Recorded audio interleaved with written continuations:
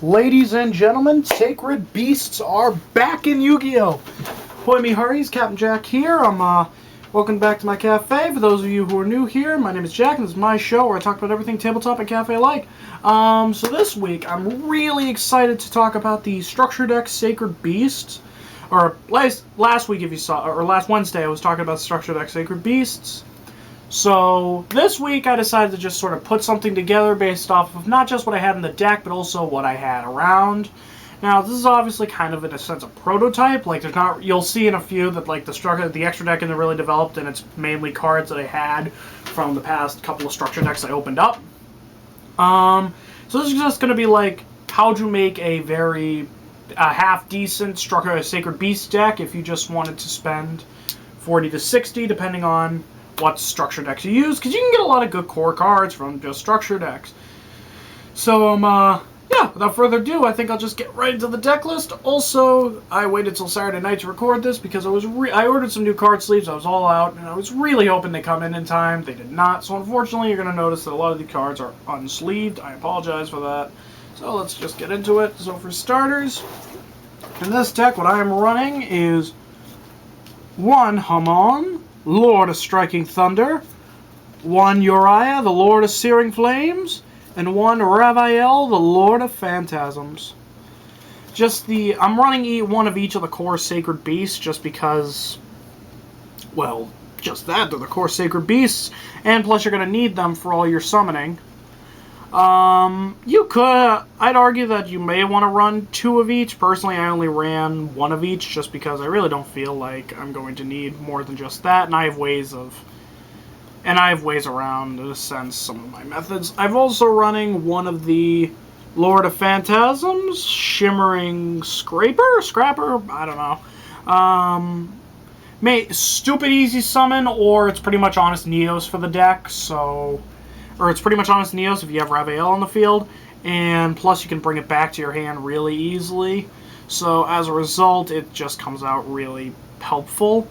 And moving on past the Sacred Beast alone, I'm running 3 copies of Dark Beckoning Beast. Basically, you summon that, or you normal summon, and it lets you search any of your Sacred Beasts. Plus, it lets you normal summon an additional monster, a dark monster with 0 attack and defense. It might specifically say Dark Fiend, not sure off the top of my head. Matter of fact, I'll just check real quick. One Fiend, yep, so it has to be a Fiend specifically, but even still, that's one free Dark Fiend monster, which can let you play into some of your better shit. Moving on, I'm running 3 copies of Chaos Summoning Beast. This card is actually really good, I think, for this deck especially. You contribute this card and bring out any of the Sacred Beasts. Yes, I know they have the specific names. I'm just going to say Sacred Beast for simplicity's sake. I apologize for not clarifying earlier. But basically, you play that, tribute it, and bring out one of the Sacred Beasts from your hand, ignoring summoning conditions. So it's a really great way to bring out your Sacred Beast. Plus, you can banish it to search your deck for, Fallen Paradise. So you can banish that from the grave to search Fallen Paradise, so you'll really be able to get into your plays stupid easily. In addition, I know a lot of people are running this at 3. I honestly don't get why. I'm running only 2 copies of Dark Summoning Beast. I know, this is the original, yada yada yada, but hear me out here, it's actually not that good. It just sort of lets you... It does the same thing as Chaos Summoning Beast. The difference is, well, 1, it's level 5, so it needs a tribute, or you need to summon it out another way. And also, none of your monsters can attack the turn that you summon by that effect, which, honestly, I didn't feel like that's that worth it. Like I said, I know a lot of people I know a lot of the pro gamers that made this deck, or a lot of the people that watch, like, Team Samurai, or Team 6 Samurai X1, or any of those guys are looking at this deck profile and going, what the heck? What's wrong with this guy? Only running 2 Dark Summoning Beasts? But hear me out here. I kind of got a point with this one. So, like, the only way to make it good only real way to take advantage of the effect is probably with, what's his name? Something Summoning Beast. What's the other one? I can't see it down here. Is with Beckoning. So you can kind of use Beckoning to take advantage of it, but that's the only way I can see to really take advantage of this effect regularly. You're better off going with your Chaos Summoning Beast if you're really going for a fancy summon. The other thing that you want to do is trying to fix this now. They've screwed it up. Damn. Effing chat, boys. So the only thing I really like about this card is that it has the graveyard effect that you can banish it to add any of the Sacred Beast to search your Sacred Beast. So honestly, that can be really helpful just to get them to your hand quickly and be able to play into like your Chaos Summoning Beast or any of the other ones. Moving on, moving on past the Sacred Beast monsters, I am also in addition running 3 Radiant the Multi-Dimensional Kaiju. Now, I really like the Kaijus just because you can attribute it to your opponent's side of the field and not have to worry about their cards. The only way it really becomes a problem is if they already have a Kaiju, but honestly, in my time playing this game, I've never seen somebody run pure Kaiju and run it on their side of the field. So I don't think that's going to be an issue that I come across. The only other card I'm running for non-Beast monster, I guess you could say, is the Armageddon Knight. Just because almost with the exception of the Sacred Beast, every monster in this deck is dark. So if you can normal summon into that, you can summon one of your monsters to the graveyard, and you can use it to play off of getting your...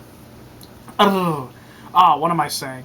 You can use it to send your, let's say either Chaos Summoning Beast or Beckoning Beast to the graveyard. No, not Chaos Summoning Beast or Dark Summoning Beast. So you can send one of those to the graveyard to banish it to play off of effect and search, and then it kind of becomes that easy.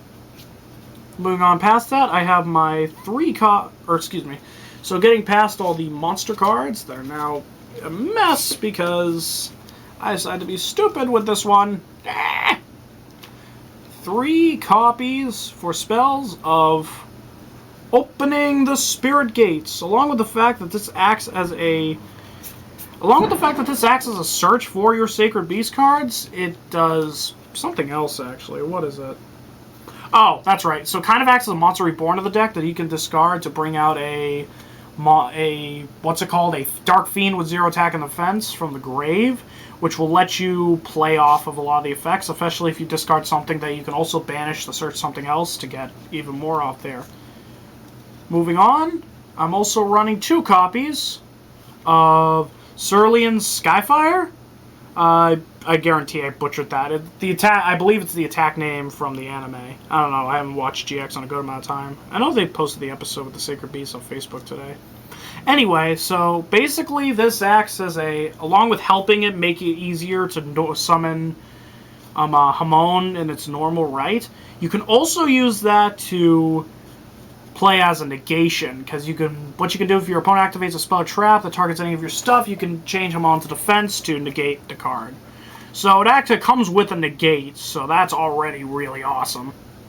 In addition, I'm also running 2 copies of Dimension Fusion Destruction.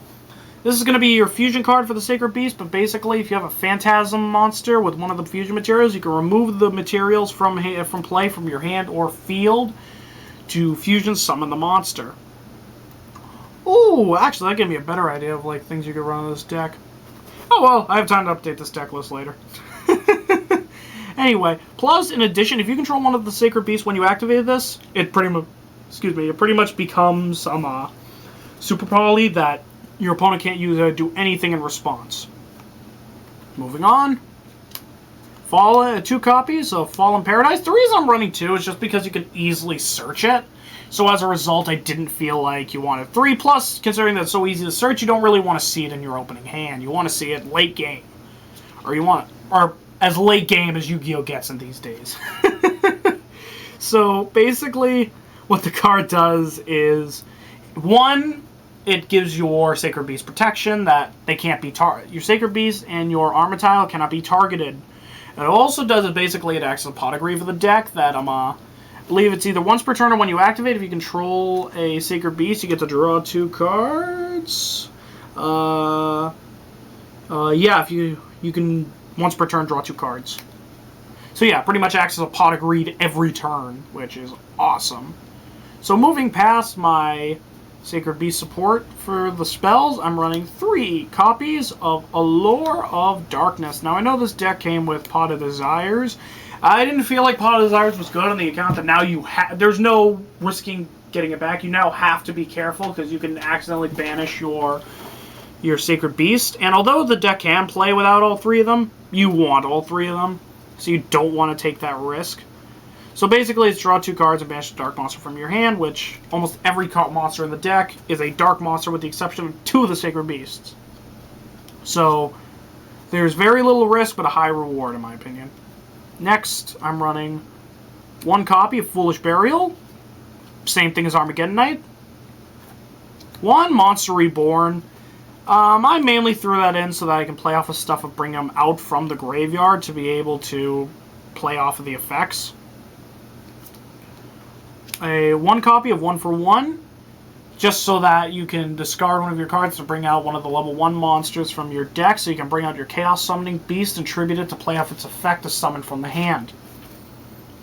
And of course, if you discarded a Dark Summoning Beast, you can banish that from grave. You can play 1 for 1, discard Dark Summoning Beast, bring out Chaos Summoning Beast, then banish Dark Summoning to search out any of your Sacred Beast monsters, and finally, tribute Chaos Summoning Beast, boom, bring that out, banish your Chaos Summoning Beast, and I'll show you in a second.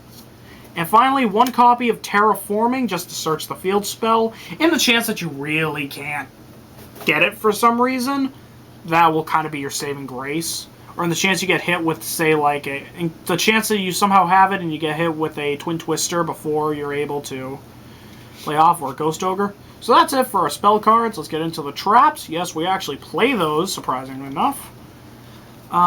This deck will be featuring not 1, but 3 copies of Awakening of the Sacred Beasts. It gets an additional effect for every Sacred Beast you control, but the big thing is that it can turn into a negation on the board. Plus, it has 2 other effects. I have to read this real quick. So each time, if you control one of them, each time your opponent normal summons a monster, you gain life points equal to that monster's attack. And if you control a continuous monster, if you control a Sacred Beast monster, you can send once per turn a continuous trap from the deck to the grave, which will power up Uriah. Let's be real, worse than Sacred Beast.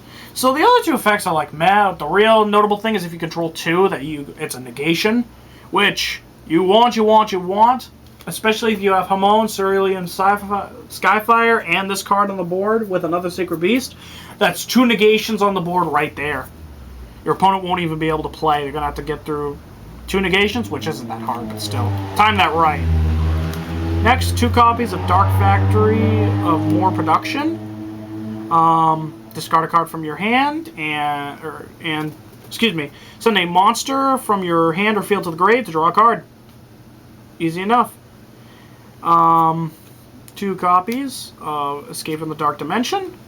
This is why I wasn't too concerned about running my Lower Darkness, because I can now bring out one of my Dark Banished monsters and bring it back.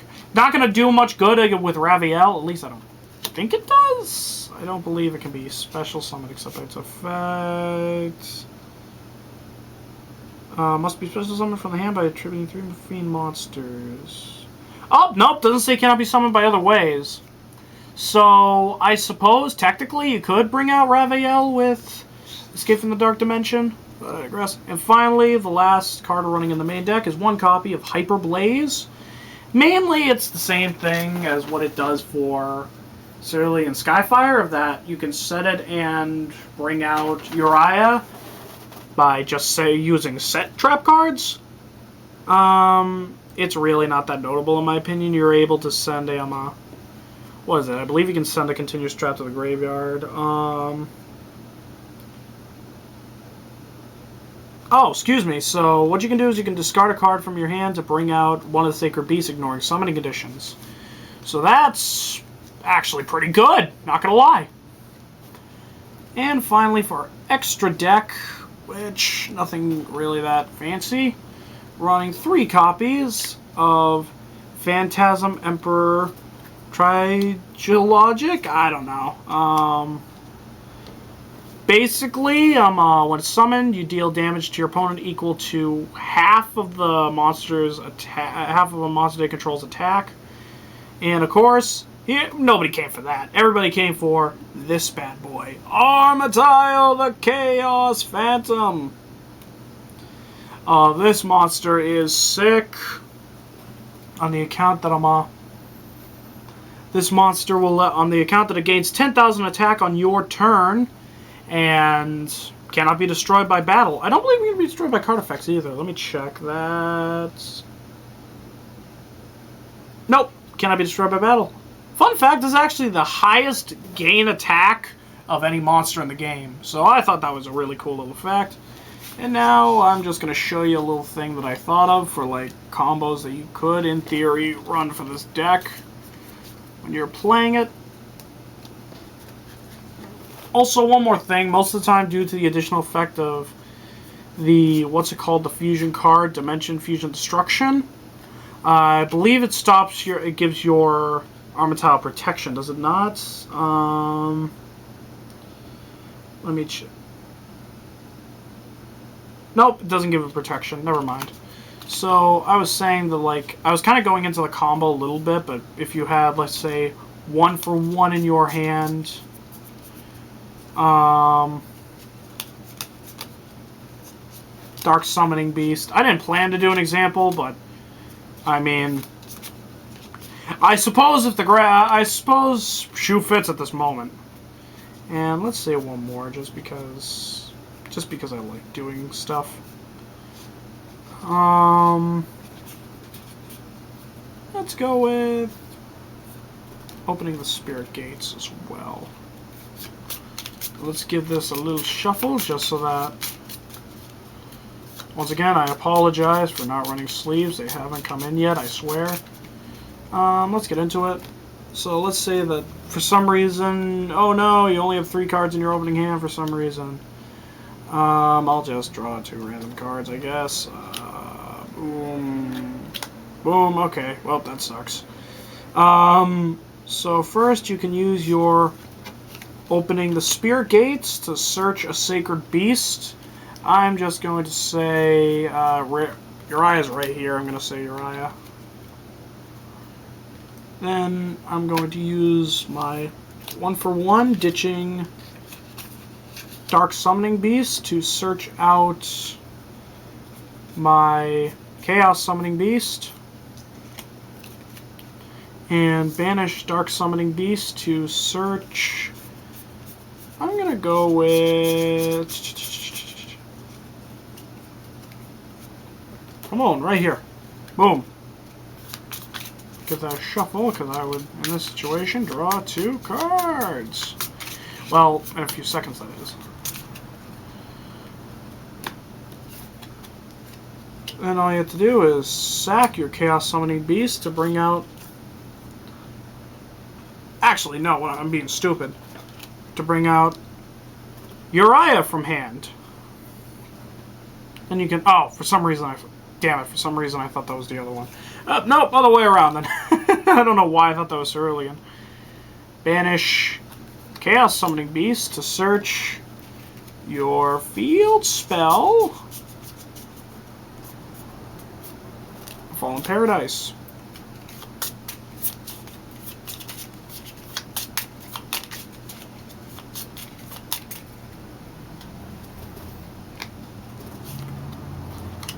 Then what you can do is use your Fallen Paradise, draw 2 cards,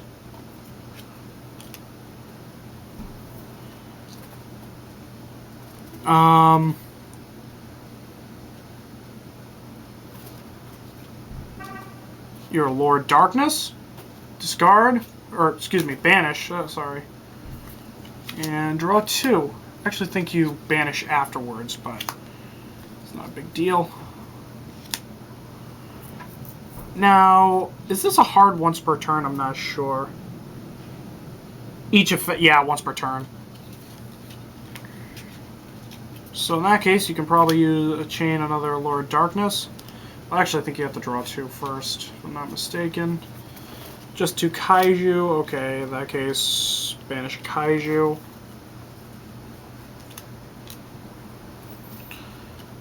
But that right there is just...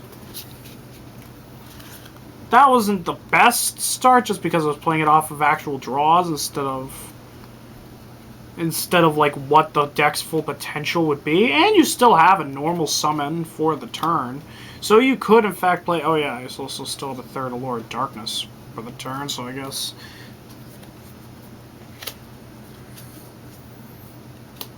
Yeah, that's what I thought.